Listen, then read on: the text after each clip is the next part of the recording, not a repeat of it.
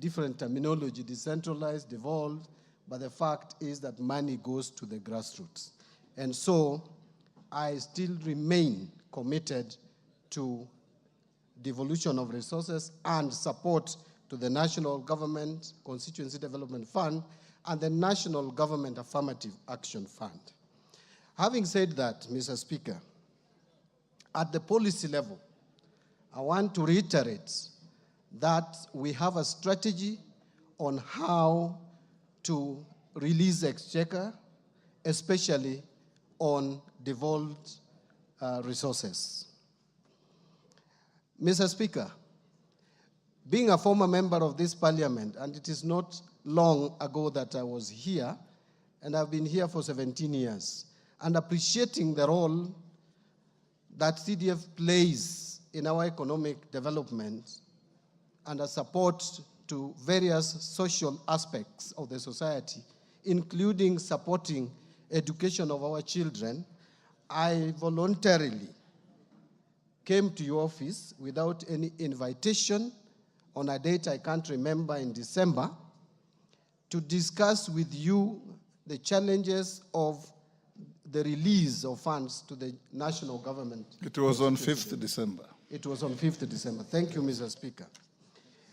And so when I came, we discussed, and I clearly took notes that we have not been able, or we were not able at that time to release constituency development funds to the constituencies as should be done.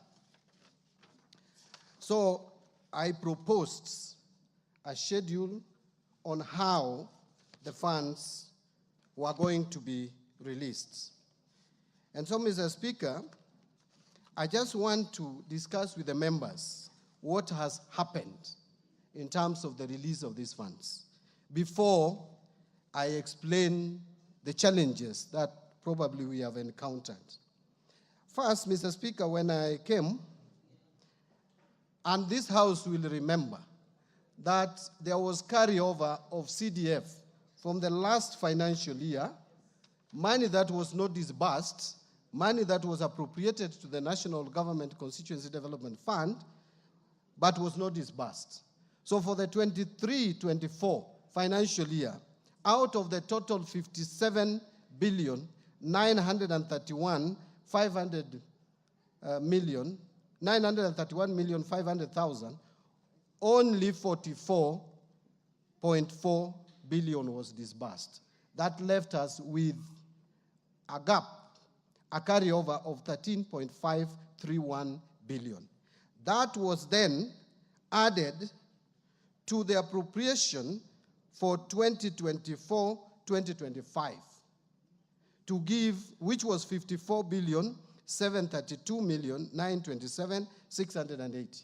That gave us a figure of 68.233 billion for now, 24-25, to be paid or disbursed. Mr. Speaker, by the time I came to your office, out of this money, only an amount of 13.5 billion had been disbursed. So in the month of September, on 24th of September, we paid 5.5 billion. The following day, on 26th, 300 million was disbursed. That same September, we disbursed another 2 billion. Then in November, we disbursed 5.73 billion. So that cleared the entire carryover of 13.5 billion. Now, we sat down and I told you, Mr. Speaker, that entire 54 billion has not been disbursed, and we are already in December. We had only 7 months. So I committed myself that beginning December, we would be releasing 7 billion per month. Every month, 7 billion. To the National Government Constituency Development fund board. So this is what we did.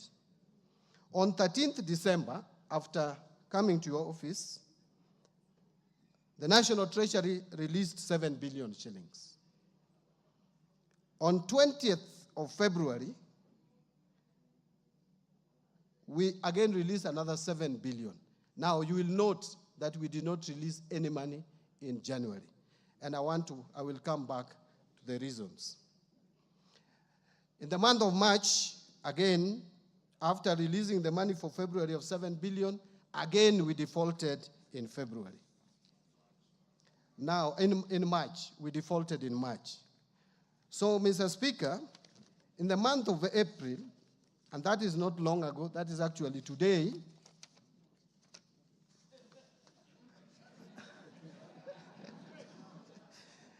yeah, that is today. What I may not have here is the time, but I have evidence that we released another 7 billion shillings. Now, Mr. Speaker, this amount of 7 billion is to the National Government Constituency Development Fund. But then, for the National Government Affirmative Action, let me just touch on it. The budget was initially 3.2 billion. That was reduced to 2.7 billion after the supplementary budget. We had already released 1.6 billion. Today, we released the balance of 1,104,499,000. So now we have zero balance for National Government Affirmative Action. And one would ask why, I looked at the amount and it looked too little to split again. Now, let me come back to the National Government Constituency Development Fund.